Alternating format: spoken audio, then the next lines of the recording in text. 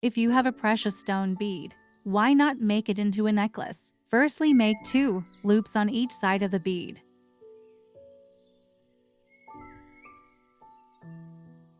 Take the bead and slot it in between the loops.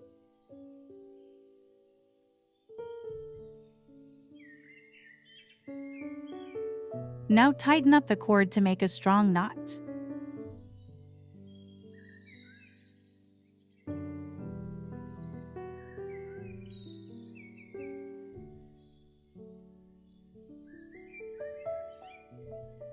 Pendant in your necklace is ready.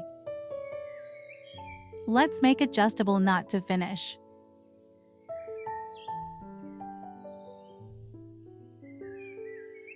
You can burn the ends of the cords once you're happy with the knot.